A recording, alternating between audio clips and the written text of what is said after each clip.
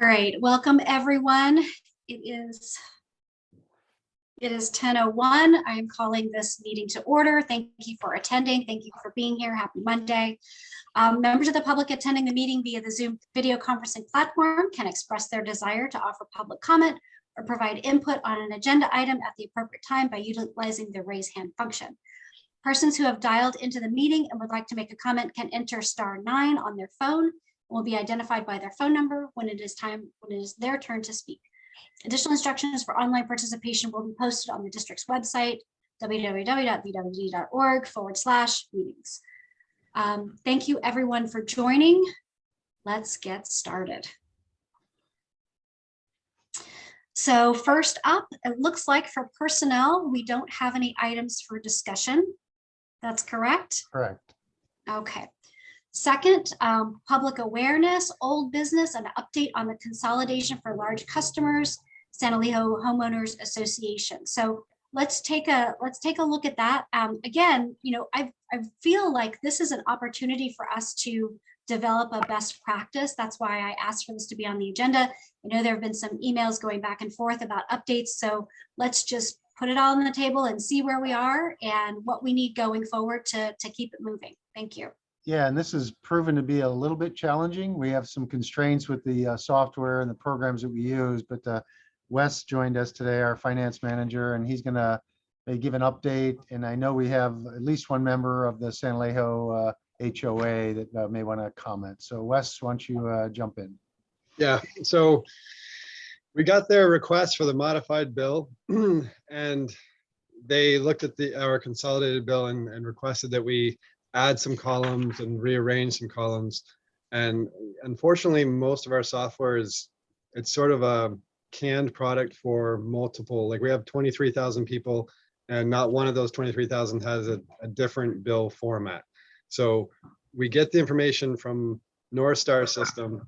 From that system, I mean, the fields are all the same when you set up the customer, and those fields are sent to InfoSend, and InfoSend has the standard bill for our 23,000 customers. We have another format, only our second format, that goes to 4 customers for the consolidated bill.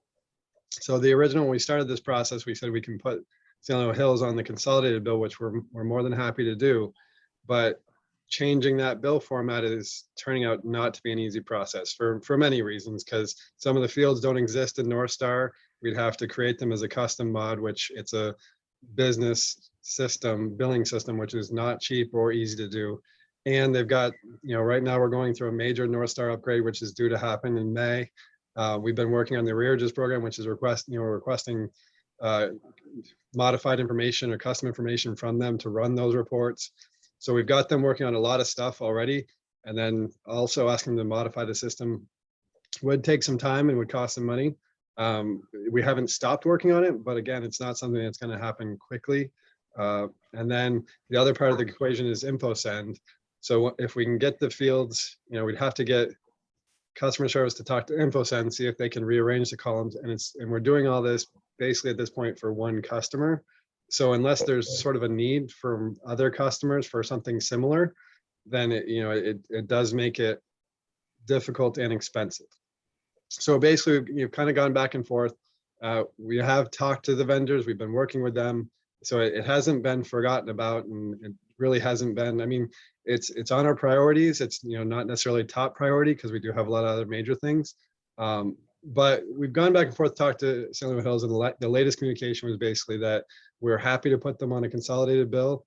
And from there, what we can do, I know they have a data analyst that had mentioned if they can get it electronically, they could export it to Excel and get the information they need using their own, using Excel or whatever system they use.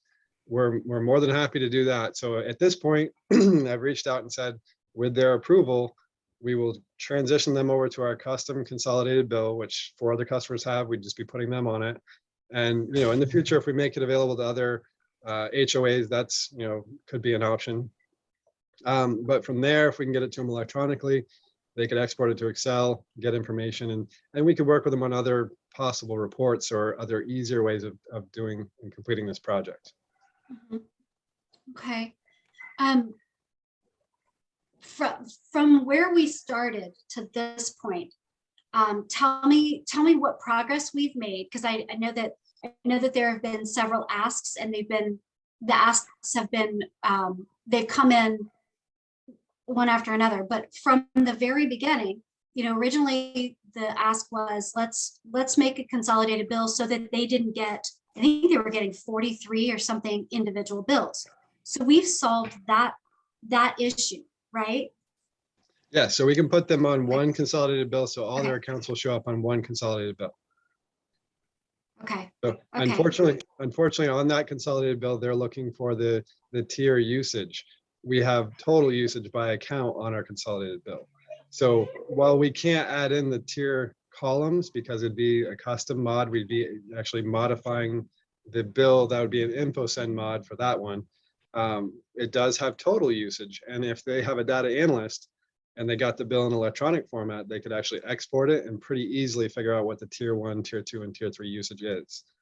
So I think the consolidated bill is definitely the first step and may solve a lot of their data requirements.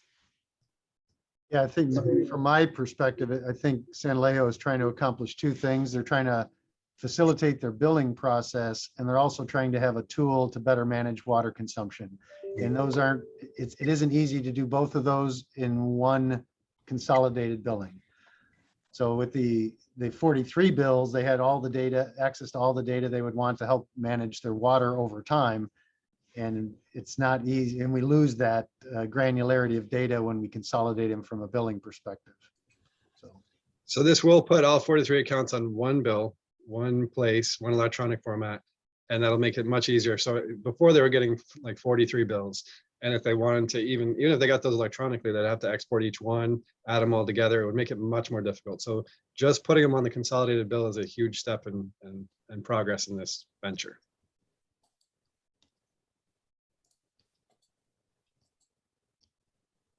You're on mute.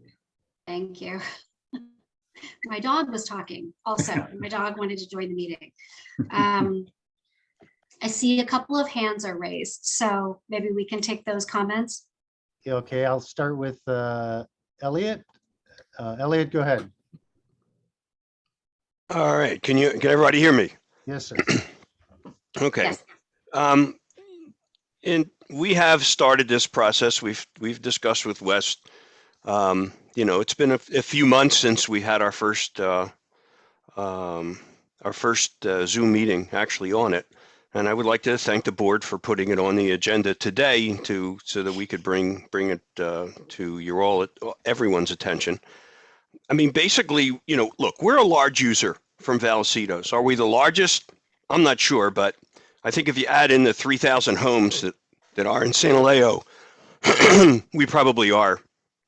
And over the last year and a half, we have spent over $250,000, upwards of $500,000 if you add in the cost of the changes to our irrigation system. We've completely changed every controller. We are changing by controller the water delivery system. Because look, all of this beautiful, edible, portable water is just being used for irrigation. This is not being used for anything else. And to be honest, what we're looking for and what we sent our consolidated bill is a top consolidation report that could be used by management quickly to take a look at what we are using in terms of water. And it's important that we would know tier 1, tier 2, and especially tier 3 water usage because it's so expensive.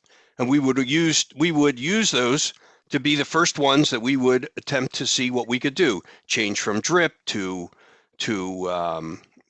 change to drip from rotaries. All of these things that we want to do. We currently get 40 bills. They're individually billed. They're individually paid. And quite frankly, it takes hours of Walter's time to put that information into our spreadsheet, and that's just not efficient any way you look at it. And I understand you're dealing with an outside billing service, and I guess I have to ask Wes that the billing service is not getting the tier 1, tier 2, tier 3 usage because that's what I think you're saying, that they're getting just the total water bill cost. I don't understand that. But according to the IT consultant that's on our committee for this, both your internal and this billing service has the ability to give us what we're looking for, with modifications that he said are just simply something that you have to pay for as a one-time event, and they can give you the ability to change those things around. I mean, I know from my business, I have certain customers, Restaurant Depot, that uses an outside billing service. They have hundreds of thousands of items spread over numerous stores throughout the entire country. And when we set up our billing with them, they went through it and were able to modify it. And all I would simply tell you is, if they were giving Restaurant Depot the information that isn't what the customer wants, they would switch billing services, because I know all of these services can do what we're looking for. As far as getting the information, the consolidated bill that you have does a good job of putting everything on one piece of paper, but it really doesn't do a lot of good in terms of telling us where that usage comes from. And that's what we're looking for. And we're just, we were open to paying for the change. We wanted to have our consultant work with your people to get us a CSV file. But it just seems like every time I email about this, it just is lost. And I have to say it, I feel like I'm dealing with the post office trying to get something customized. They have no interest in doing that, and nor do I think they will. They just simply are, unless I send an email, then unfortunately I have to put Tiffany on, which I don't want to do. It just, nothing ever gets answered and nothing gets going forward. Now, Wes, if you're telling me that you could build a CSV file from your information that could put everything on one sheet that we could then convert, we're interested. But that's where we are at this point. We're just seem to be just slogging in the mud, not getting anywhere, and we're sort of on square one. So that's what I am looking for. If there's any questions, I'll answer them. And Director So Hodgson, I'm sorry, go ahead. No, I was going to say, so I can appreciate the frustration, and I appreciate bringing those things to our attention. I know that staff is doing a lot of work behind the scenes on this, and I do want to recognize that. If there is a way, let's take this one step at a time. So the consolidated bill, that was one problem that we feel pretty confident we can solve, right? We can do that. That creates less of a burden on staff. It creates less of a burden on the HOA. It's better for the environment because we're not sending out so many bills, and it's probably easier to pay. The next phase of this, I think maybe what we should do is take it, let's implement the single bill, because we know that we can do that for other customers, and we've done that. The next phase of this I know is more complicated, but I think that this warrants a follow-up meeting to take it offline, to follow up on, maybe find out how much it would cost to make these modifications if we can do them, and if the HOA is interested in paying for that, then maybe we can work with them. Maybe we can just explore that. I'm not committing to that. I'm just saying maybe we can explore that. And keep continuing the process. But I know that staff is working on this, so I want to recognize that. And let's try to accomplish one thing at a time. And then we can work on these modifications where, because at the end of the day, this is going to be better than it was. It's going to be better than it was before. And if the raw data can be sent to the HOA and they can finagle it in a way that's good for them, I think that seems reasonable. I appreciate that they want the raw data so that they can see where the money is going. I have a personal interest in that I'd like to disclose because I'm a member of the San Elijo Hills HOA and I pay that money. So, if it reduces my HOA fee as well, that's great. But I do want to put that out there and disclose that. So why don't we do this? Let's commit in this meeting to having a follow-up meeting let's commit to having a meeting next week to work through, and by that time, let's know, about how much it would cost so that we can talk about those dollars to make these modifications and see if it's doable. Because I feel like this meeting is important to have, for it to be brought to the forefront and to have the public be able to comment. But I don't think we're going to solve this necessarily in this meeting. How do people feel about that? Yeah, go ahead, Wes. Yeah, I don't want to be, we want to help out as much as possible, and I don't want to be negative. I think the first step really is I need Elliot's approval to put them on the consolidated bill. We're still looking for that, and until he says we approve, we can't transition them over to the consolidated bill. But from the consolidated bill, I mean, it has, if they get that even in PDF, their analysts can export it to Excel and get the tier usage they need. It's pretty simple from there because all the accounts will be on one bill. I think that's a huge step in helping them with the 40 bills and so on, and getting the information electronically. Right now it's on paper, 40 bills. That's a huge step, and we really need to do that first. From there, I really think we need to keep our expectations realistic. I know that we all want everything that we want, and in an ideal world, we'd give it to them. We do have a custom billing system with custom screens for each, and I say custom, it's all the same. It's a cookie cutter system with the same screens for every customer. If this requires changing a screen for them, we have to make sure we can do that with North Star, and it's not an easy process or project. And as I mentioned, at this point, we've got, the arrearages program, which we're taking up all their time. So I don't know if IT can get an appointment in time and get this information by next week. We can find out for sure, but a week might be too short notice on that. Yeah, I don't think in a week, Director Boyd Hodgson was suggesting that it all be resolved. We just maybe to take it offline out of the policy committee and talk in greater depth. Wes, what do you need from Elliot to get the formal approval to consolidate the bills? Can he say it verbally? Do you need an email or letter? Just to reply to the email would be good. If we have it in writing, it's pretty much, it's good there. So I sent him an email, I think it was last week, and just said, I need your approval. Just let me know. And as long as he says yes, we can get the consolidated bill going on the next billing cycle, and that'll be all set up. Can I say something here? Sure. All I simply want to say is the consolidated bill, we got a sample, I guess, of what you do send to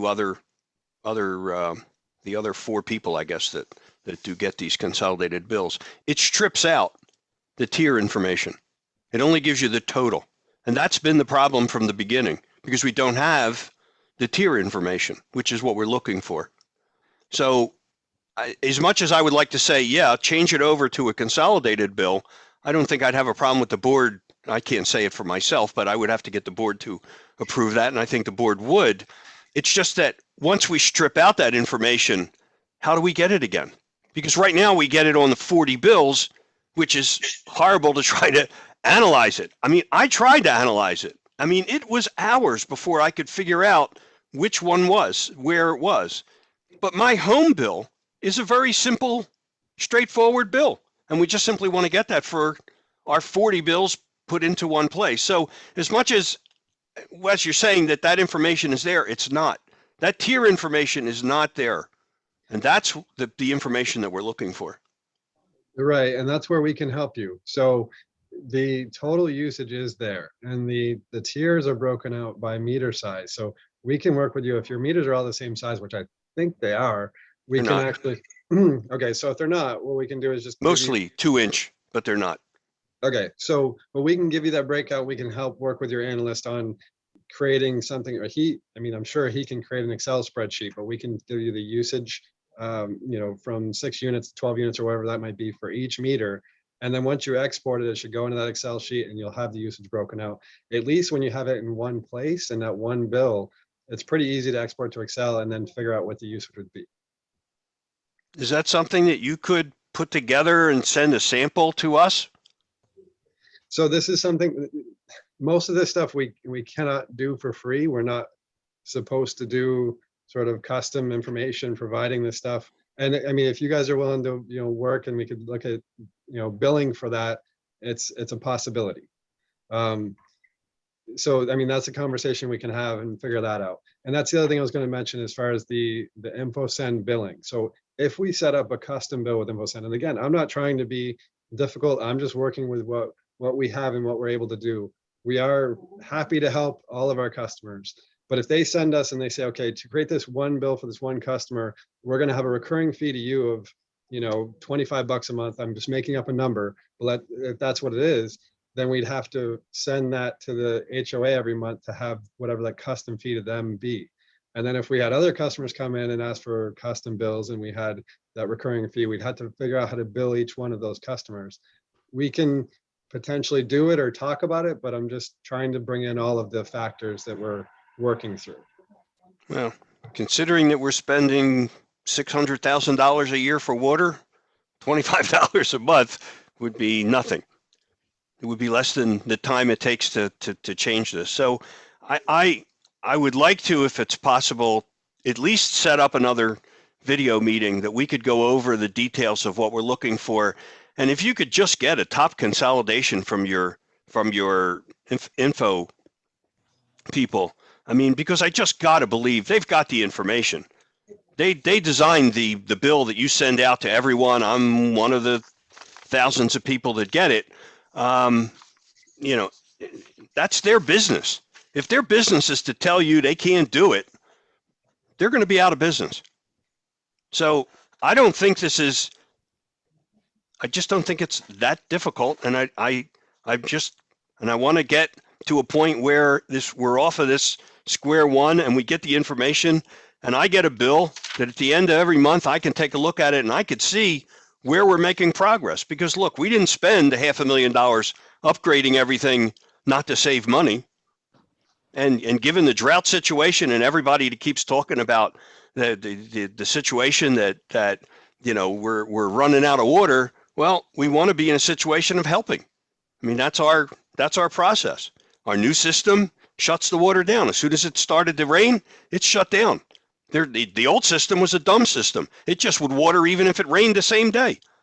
So all of that has been done, and we want to just take it to the next step of reducing paperwork on the billing side and to get a bill that we could each individual board member look at and easily analyze.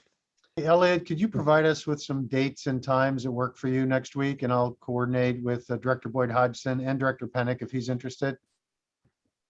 Yeah, I think, and when I look at next week's calendar for me, Thursday seems to be the day. Tuesday or Thursday. Tuesday would be in the afternoon. Thursday could be virtually at any time. I think, let me see, wait a minute. Tuesday, we have a board meeting. Wednesday is a pretty good day in the afternoon. Thursday's a good day. Friday, possibly also. Okay, I'll coordinate offline with Director Boyd Hodgson and Director Pennick and see if, make sure they're both interested and get what dates and times work for them. Okay.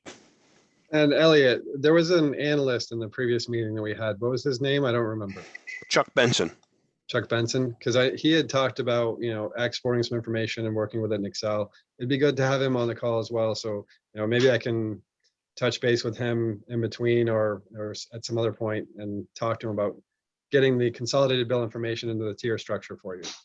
I will have him contact you directly. Just please take his call and see what you can do to talk IT to IT. Yep. Okay. And Director Boyd Hodgson, we do have somebody else with their hand raised, if you'd like me to call on them. Okay, sure. Okay, it just goes by Glickman, but go ahead, you can Yes. speak now. Can you hear me? Yes, sir. I also serve on the HOA board with Elliot, and I've been intimately involved in this. My biggest concern is that these discussions started almost a year ago. And both Elliot and I at times feel as if it's an old Russian expression, you can't milk the cow if you keep your hands in your pockets. I mean, really and truly, we are probably one of your largest users, if not the largest user. We are doing everything humanly possible to conserve water, knowing what the situation here is in Southern California. And there are times I throw my hands up and I say, hey, the water district just doesn't give a damn. Because you have all of the indicative data. We're not asking you to create something that isn't already there. And in this day and age, requesting you to furnish it to us in a capacity that's different than what you're currently doing. And I listened intently for the first 15 minutes, and I heard nothing more than 15 minutes worth of excuses while we're trying, but we can't do it. We use an outside billing service. Just filled with negativity, as opposed to saying, hey, we understand what you guys are doing. We have done everything we can possibly do on our side of the fence. And now we're coming to you and saying, hey, we're both working towards these goals together. We're trying to conserve water. We unfortunately live on top of a mountain. We could shut the sprinkler system off. That'll save a lot of water, but I don't think that's in essence what you'd like us to do. So if nothing else, you've got to keep the communication channels open. My biggest concern is Elliot would send emails, telephone calls, and weeks would go by before he would receive a response. And I agree with him. It's great that Tiffany lives in the community. It's great that she serves on the board. But I get the sense that if Tiffany wasn't on the board, we would still be 7 months where we were 7 months ago. And that shouldn't be the case, quite frankly. I've said my piece. Let's move forward and let's hope it just doesn't come to a dead end. Because I'm sensing that's what's going to happen. You want to send us a consolidated bill. The first thing I would say, let's see a pro forma of what this consolidated bill looks like. Does that not make sense, Elliot? So we've already sent that over. And Okay. It's been reviewed by Elliot and others, I think. Yeah, and Wes, we can go over when we set up this meeting, we can share our screen, right, and show everybody. So everyone's looking at the same thing at the same time, so people know what data is available on the consolidated bill and what data is not available on the consolidated bill. Well, and I can also get Alicia into the next meeting so she can explain what she's done, because she's talked to people at North Star and InfoSend and said, can we do this? How would it work? Like even things such as the controller number, the field isn't available in North Star, so they'd have to create a field in there. And this is me, regurgitating what she's told me, but they'd have to create a custom field in North Star in order to get that controller number onto your bills. And that's a system modification, apparently. So I had suggested months ago that for someone to talk to your billing people, what would the inherent cost be to give us the bill in the format we wanted, and we'll be happy to pay for that one-time charge. We understand that, but that happened 7 months ago, and we never got a response to that.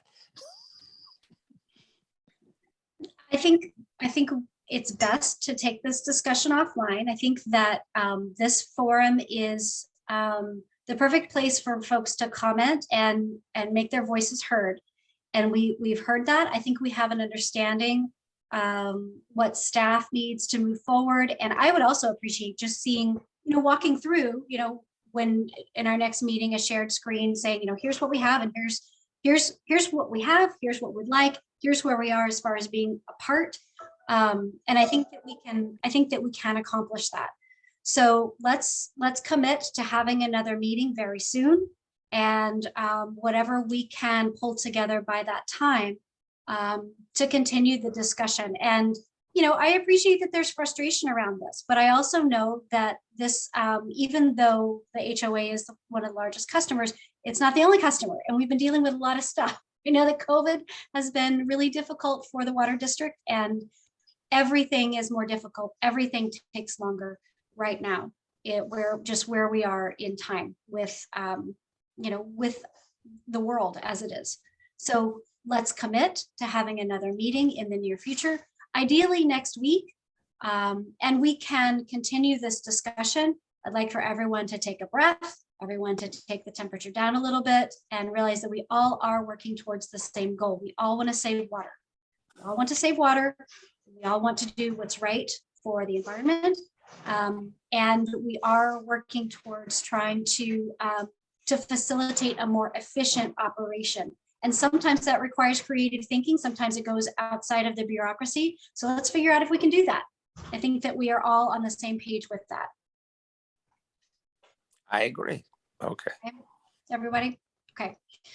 Okay, let's, so the action item from that would be, let's have another meeting in the near future, ideally next week if we can manage it. Right. Okay. Okay. Next on the agenda. Okay. Okay, old business. Ordinance resolutions, policies for recommended. Okay, so ordinance number 216, we're going to go back to that. Yeah, Director Boyd Hodgson, if I may make a request and a recommendation, if we can reorder these. We do have a couple of staff members that are here for a few of the last two of the three items. So if you don't mind, if we can go through and do the reimbursement agreement and then the backflow, and then we can have fun with ordinance 216, because last Wednesday was an interesting meeting. It was, and I apologize. I have to go at 11 because I was able to get my kid in to see the doctor. Okay. So I was hoping this would be a quick meeting, but so I think we should bump 216 to another meeting to revisit that. Yeah, But we may let's- be able to let's- touch on it today, but Okay. it sounds like we may run out of time. So if you're okay, Sorry if about we can that. just jump right into the reimbursement agreement. Yeah, let's do that. Okay, and so we have James and Elizabeth with us today. So James, I'll turn it over to you, and then you can cue in Elizabeth whenever you feel appropriate. Sure, thank you. So today we're just going over two different basically ordinances, and both of them kind of have different issues with them. We're going to start off with the reimbursement agreement policy. Elizabeth, go ahead and cue up the presentation and you get started on it. Okay, I'm sharing my screen.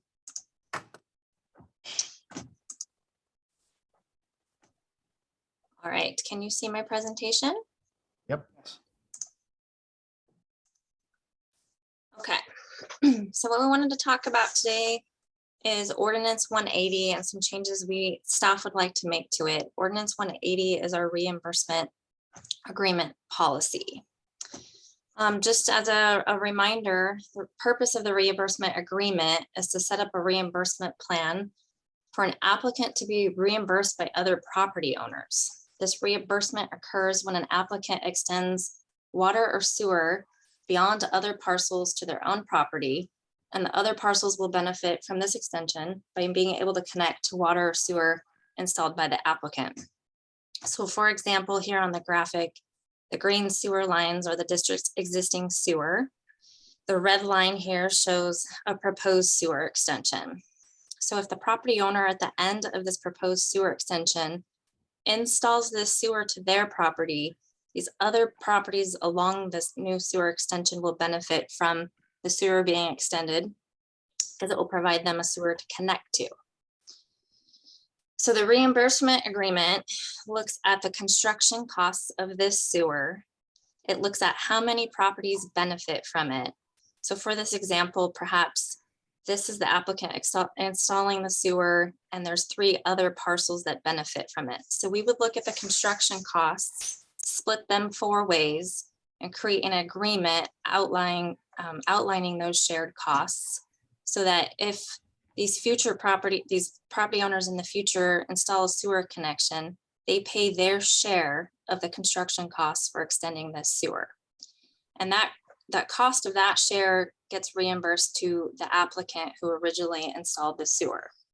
Yeah, and I'll add, Elizabeth, they originally installed and paid for 100% of it. So there's no district money in the original construction at all. It's all by the property owner that initiates the construction. They provide for the construction, they pay for it, and they are the ones getting reimbursed from their neighbors. There's no district money per se, with one small exception, and I'm sure that's where Elizabeth's heading. Yes, good clarification, Glenn. Also wanted to mention that the terms of this reimbursement agreement is a 20-year term. So anytime from the execution of the agreement, if in 20 years another property connects, the original applicant who installed the sewer will get reimbursed. Sorry to interrupt, but is that just only at the time of connection? Yes. If they, okay. Yes. Good question. So that's just a summary of what the purpose of the reimbursement agreement is, and what staff is interested in changing are the reimbursement terms. Currently, as I mentioned, we would split the cost between all the benefiting parcels. If a property comes in to connect, the cost that they owe is identified in the agreement, but we add to that a proportionate share of an escalator based on the engineering news record construction cost index. So we look at that cost index from the effective date of the agreement to the time that the next property owner connects, and we adjust that share by that amount, which usually covers inflation. The other fee withheld, the district retains 5% of the reimbursement share for administrative costs for administering this agreement, because the property owner provides the reimbursement cost to the district, and then we adjust for the escalator cost and process the checks, send them to the original applicant, and we withhold 5% of that reimbursement for the district for administrative costs. Yeah, and Elizabeth, if you don't mind, I'd like to add a little bit to that. So the problem with the ENR LA Construction Cost Index, it's a construction cost index. The facility was already built, so those costs were already realized by the original applicant. And that construction cost index could vary widely. So currently, because of COVID materials, it's extremely high. Other years, like during the recession, it could be cut down by 20–30%.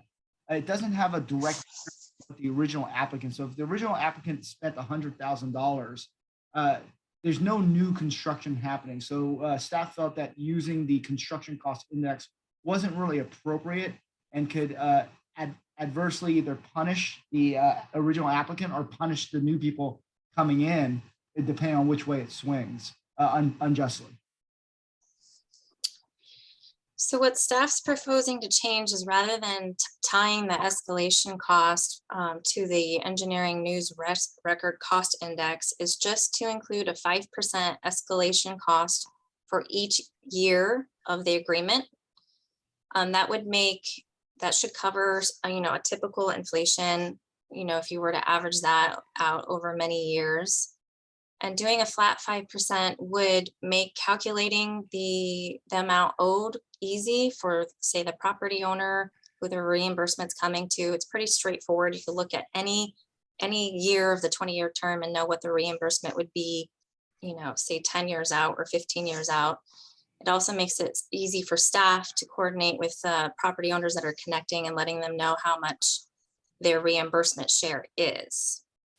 And the other item we'd be interested in changing is, rather than withholding 5% for administrative costs, we're interested in changing it to a flat fee. Reason being is that it's not really more effort for the district staff to reimburse the original applicant, whether the reimbursement agreement was $50,000 or $500,000. It really is a pretty similar level of effort for our staff. So we feel like a flat fee is more appropriate and more fair for the applicant. And we would base that flat fee by looking at an estimate of how much time it takes staff to process the reimbursement payments, and look at that time, that cost, add for overhead, and then develop a flat fee based on that. So what we're looking for is the committee's support on these two proposed changes, for changing the escalation cost to just 5% per year, and a flat fee for the reimbursement to the district for our costs for administering this. And if we get your support for that, we would move forward with developing the flat fee amount. And if you're interested in seeing what that flat fee would be, we could bring it back to committee if you wanted to see it before going to the board. Elizabeth, could you clarify on the flat fee? I assume it may change over time, like 5 years from now, the flat fee may be a higher amount than it is today because costs go up. Is that true? Yeah, that's a good point. We could add a certain percent escalation cost on the flat fee if we wanted to go about it that way. That's absolutely correct. Actually, our initial thought was to add the same 5% escalator on the flat fee. To just keep that and then also revisit it when we do a formal cost of service study, which we do every now and then for our engineering fees. So then it'll be done by an outside firm to formalize it and then basically verify the costs. And I just want to comment on Director Pennick's question because it was a good one. It's only due and payable if somebody chooses to connect to the sewer, in this example, sewer line in the future. There's no obligation for these other benefiting properties, but if somebody decides to get off septic tank and connect to the sewer, there's a mechanism to do so, and that would be the trigger for them to pay their fee. Otherwise, they could stay there for the full 20 years and remain on septic, and they wouldn't be obligated to pay their share of the reimbursement agreement. I have a question. The proposed changes seems like they incentivize people to connect sooner if they're going to connect. Is that a fair assessment? Because they don't want to pay an increased price. Is that, and they know that it's going to go up every year. So what benefit does the district reap if people connect sooner? It's really a neutral transaction for the district in a lot of ways, because if you think about the cost index, like for this year, it's 13%. So, in a recessionary year, you're absolutely right. The 5% escalator that's flat would be an incentive, but while the cost index you'd want to wait in a recession, but when things are booming or costs go up, then obviously the 5% is small compared to the ENR index. So it really depends on the year. As far as from a district standpoint, there is going to be a little bit benefit for us because usually, not all the time, a lot of these customers will need to annex, whether it's into water or sewer, to come to the district. However, from a customer standpoint, it's really a neutral because the way we operate is as a nonprofit, we're providing that service, connecting to the system, and it's through our normal cost of service principles, we're providing what it costs, of course, with putting money into some reserves for replacement. Okay. Just one clarification myself.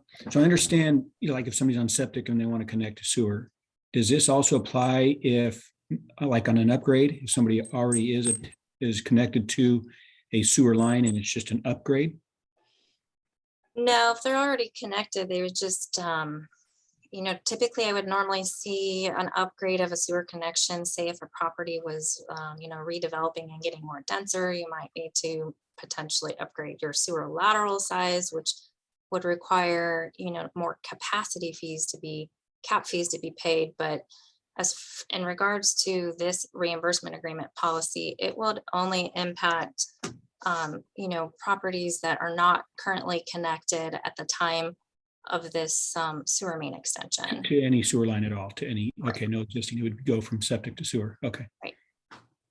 Or redevelopment, if you get more dense, there's not always room for septic, and it kind of forces projects to have to connect to sewer. So it also would help those properties in the future to have a sewer to connect to.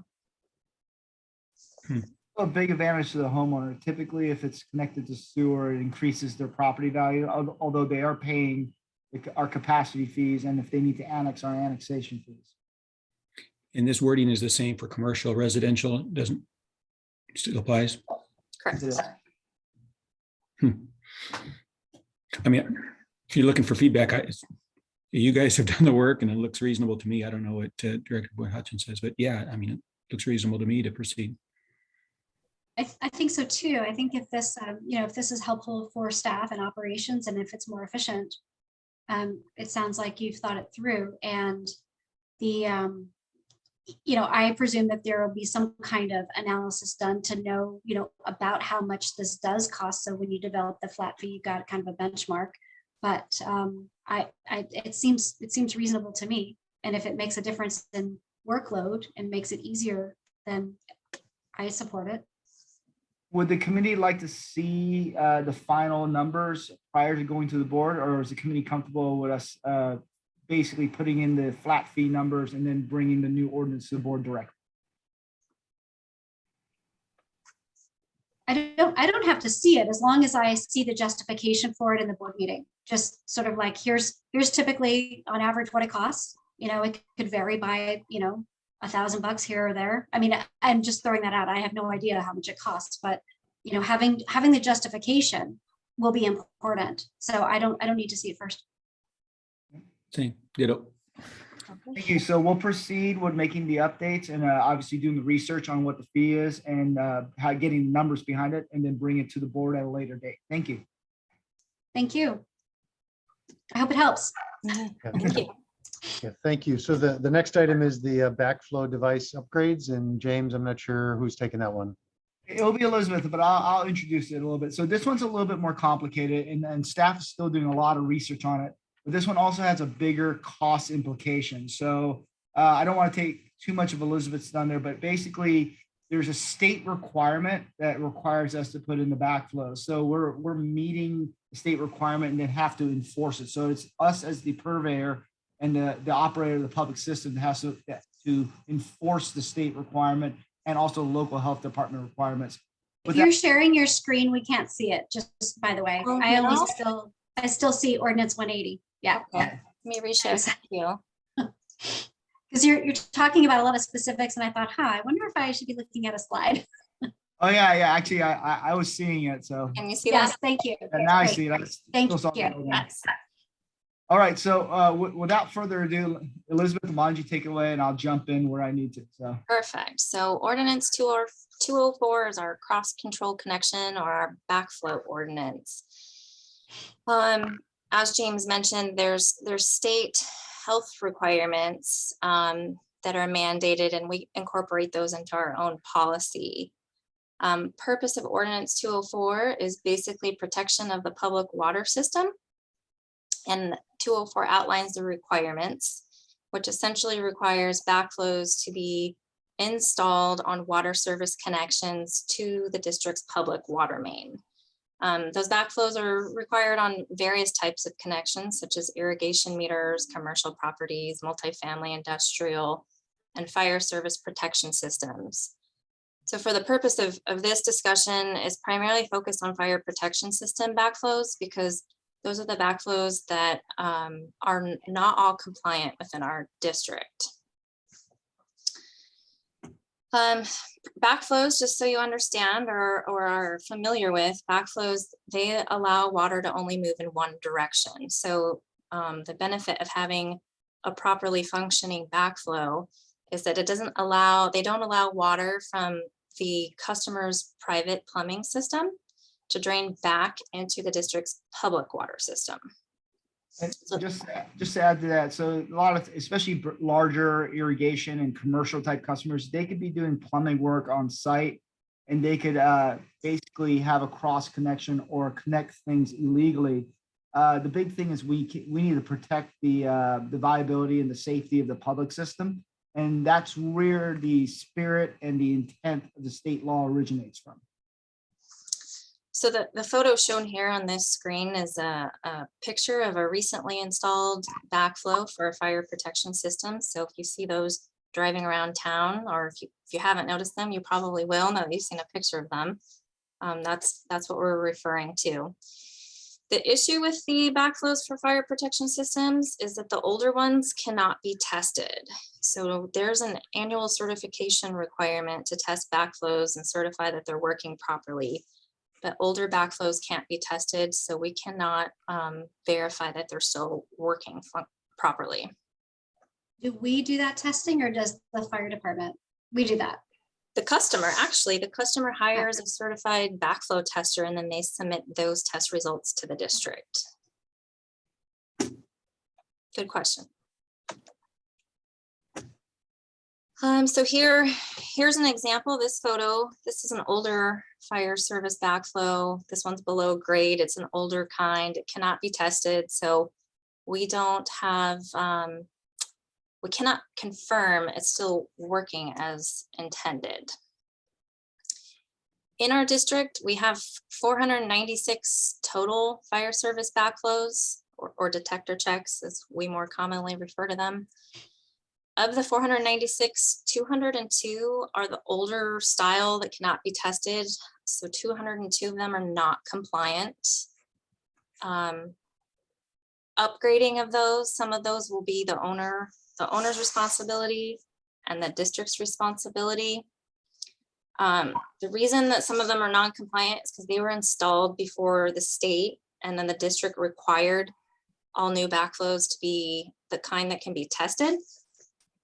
So depending on, when those state requirements changed, and then the board adopted policies and ordinances to require backflows being installed to be able to be tested, will kind of dictate whether upgrading it is the responsibility of the property owner or of the district. And we're still sorting through those numbers because you have to look at when state guidelines changed, when we adopted ordinances, and then we have to go to the effort of looking at each backflow to see what date it was installed. And then that will determine, whether the district's responsibility to upgrade it or whether that responsibility is for the property owner. And just to add a little bit to that, if it's the district's responsibility to replace these, what we're doing is we are replacing them.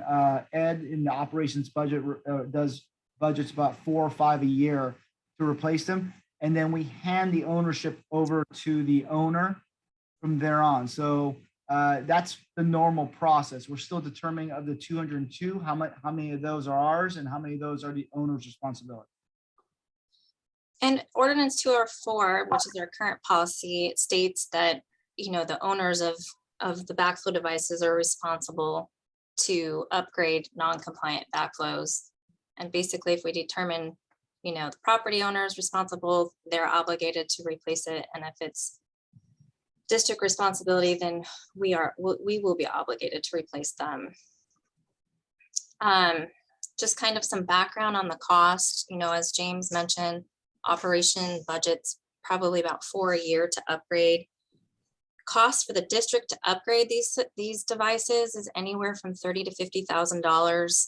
It varies quite a bit just depending on site conditions, or whether, for like in this photo, whether the existing one is below ground in a vault, because current backflows are all above ground. So, having to change it to be above grade has a higher cost.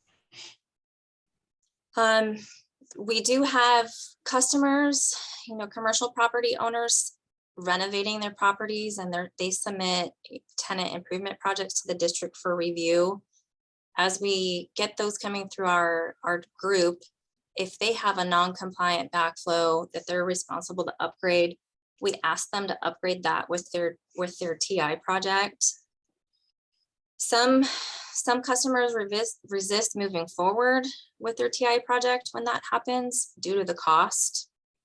So we've been working with those property owners, trying to allow them more time to get their backflows upgraded so they can move forward with their tenant improvement project.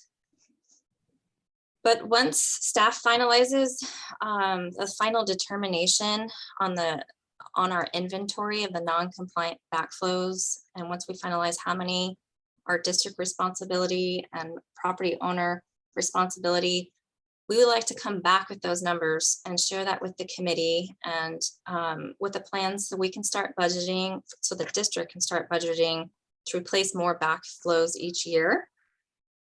And then with that, the next step would also be to start contacting property owners and asking them to upgrade their system so it's compliant and can be tested, so it can meet public health requirements. And before we do that, we wanted to make sure that the board supports us reaching out to property owners to start having those conversations to upgrade them, because it is a big cost for them. And we would want you to be aware in case you got any phone calls. But we do believe Ordinance 204 and the current policy is consistent with current state health requirements. So we're not asking to change the policy of this ordinance. It's just more getting the board's support. And so you're aware as we move through this process in case you start hearing from customers. And it may seem odd that we're asking for the board to support an ordinance, because everyone would say, well, of course, we're going to support the ordinance, but there's a lot of unintended consequences and financial impacts to the customers. And we want to make sure the committee and the board members are aware of when we go down that path, there's going to be a lot of upset customers, and we need to make sure staff knows how to handle those. And if we need to change the ordinance within the, obviously, we're limited by the state and the county rules, but so that's, we're trying to get a feel from the committee at this point in time. So just to give a roundabout with quick numbers, if you average about $40,000 for 200 backflows, that's roughly $8 million worth of backflow work that needs to be done over several years.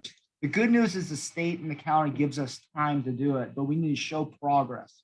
We need to show that we're making an effort. Most of the customers, if we can work with them, if we extend time, we work with them, we try to figure out how we have still some leverage so they just don't disappear. And then we allow them more time to install it. And that includes the city of San Marcos. They wanted 2 years to install. And since they're a sister agency, we gave them another 2 years to upgrade their backflows. And they're in the process of doing it. They're about halfway done. Private customers are a little bit more difficult. Obviously, during the tenant improvement program, we have leverage on them because we need to sign off on their tenant improvements. And then if we let that go, there's no guarantee we have another mechanism except for shutting off their water. We can do that, but we've to date have never gone that far with a customer. But as these backflow issues become more relevant and the state actually becomes more active about ensuring that public water systems are secure, those are type of the things that may have to happen in the future. We haven't had to do that yet. I'm hoping to never have to do that. But those are some of the conversations that we have with private customers who are non-compliant. Sometimes that's the only threat, even if it's idle at first, to get them to comply or at least to move forward. But these are the things that usually then Glenn will get a call, or sometimes a board member will get a call. And Director Boyd Hodgson, I'm very aware of the time. I know it's closing in on 11, but I did want to add that I learned something from Director Pennick several months ago, and is about it. Some property owners may have insurance that would cover the cost of this. So Director Pennick, maybe you want to share with Director Boyd Hodgson what you had shared with me. Yeah, and I know time, just let us know when you have to go, Tiffany. But yeah, I think they were talking about Tilton. Yep. Yeah, I mean, this is a huge deal. That's a big expense to a lot of property owners when it's on the private side. So two things. One, I don't know if there's funding because the requirement comes from the state. I don't know if there's funding from a state level at all, because this isn't, I'm sure this is up and down the state. This is going on, not just at our district. Yeah. One, but on the insurance side, yeah, if there's it's called a loss assessment coverage. So if whether it's commercial or residential, if an HOA or a commercial condo complex is assessed, the owners, the individual tenants from the owner is assessed from the owner. Well, let me explain it this way. The owner has to do an upgrade. And so it's cost him $50,000. He has 10 tenants. So it's, what's that? $5,000 each. Because of this upgrade that was required from the state, many insurance companies will pay out under your loss assessment coverage because you were assessed a cost from your owner to repair or replace something on the property. So many companies have it, many companies don't. As long as we can provide that information to the property owners, that might allow them to move forward on replacing, because I know it's a huge cost turn. I know it was with Tilton. He says, there's no way. I mean, I can't pay $50,000 one time to replace something I never use. But then when you provided that, he was able to reach out to some of the, I think the tenants and say, hey, do you guys have loss assessment? Can you each reach out to your insurance company, see if you have loss assessment coverage so we can, cover the cost of this upgrade. It is an option. Yeah, thank you. And I think as we go forward with this, with these private leak detectors or backflow prevention, we can have an educational component where we tell the customers that they may want to check with their insurance companies. We can't guarantee that they'll have the right coverage, but we can at least educate them, because I was never aware of that until Director Pennick had brought it to my attention several months ago. Mm-hmm. Yeah, this makes me really nervous. I feel like, on the one hand, we say that we're responsible for our residential customers, we're responsible before the meter goes, before the water goes into the house. And this is an inconsistency there. It makes me really nervous asking people to pay this amount. So what I would like to see, I'd like to know, the person, and you mentioned you were planning on doing this, the percentage of the 202 that are ours versus the customers. Are they mostly the customers? Are they mostly ours? I'd like to understand what the criteria are in judging whether or not the customer is responsible or Vallecitos is responsible, and make sure that that is very objective and it's very consistent. I love the idea that there might be insurance that could pay for this, but at the same time, I feel like I think it's a heavy lift, and it makes me very nervous. And we are going to get calls. Board members will get calls over this. I'd like, this raises a red flag for me, because this is not the first issue that we have had with, when there's a tenant improvement project that happens, it triggers a red flag that nobody knows about until the tenant improvement process is filed. And then all of a sudden we realize that there's a lack of compliance about something. And to me, that feels very reactive. And that's the bigger conversation that we are going to have when we tackle one of our other ordinances. But the reactiveness of that does not help with trying to make this an easier lift for consumers, because they're already going to be spending money on whatever improvement they're making. And then they find out, oh, there's this too that I didn't even expect. So if there is a way that we could continue this discussion about proactively identifying, and maybe there is, and maybe I just misunderstood, but I would like for us to try to do this proactively, as opposed to people finding out when they file a tenant improvement, because I think that already sets the course for a bad path, because it means that they are, they're already planning on spending money. And now all of a sudden we're going to tell them something that, oh, and also if you don't drop another 50,000, you can't do the thing that you had already planned on doing, that you had already been planning for. It's just, it's reactive, and it really, it doesn't do us any favors either from a sort of a customer service perspective. So I'm not quite ready to support this wholesale. I'm glad we're talking about it, but I need more information, because this is a heavy lift. And I know I'm going to get calls about it, and I feel like I need to be able to justify it. So those are my initial comments about this.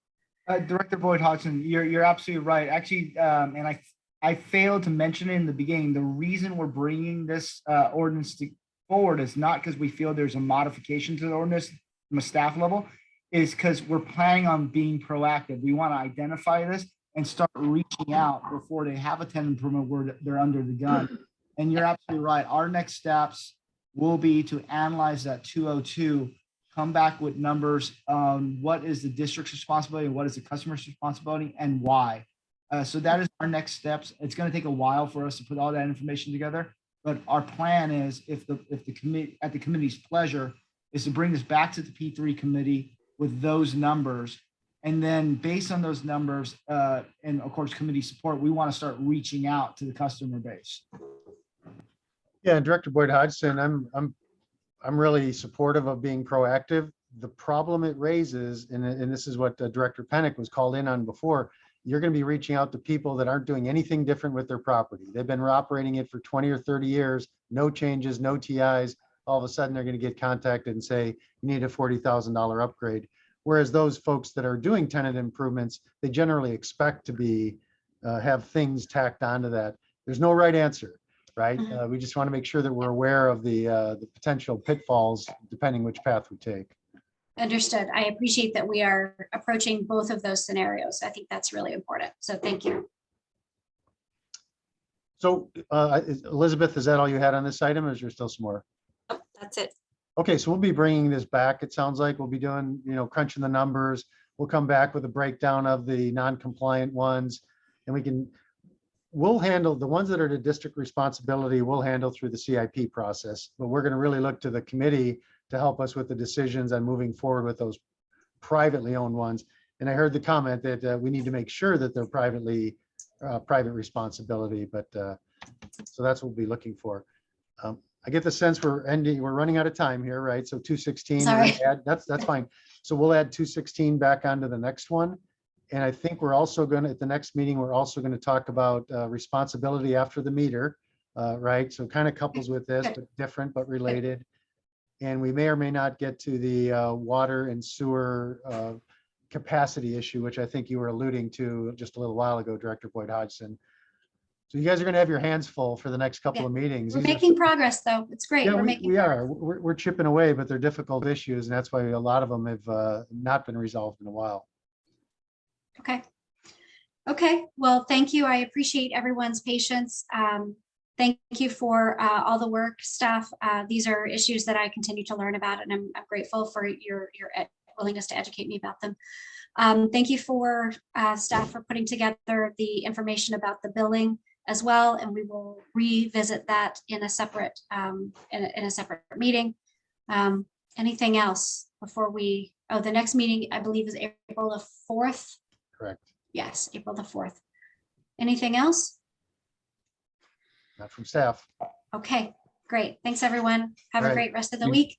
Hope Thank your We'll little see one's you. better. We're adjourned. Bye-bye. Thanks.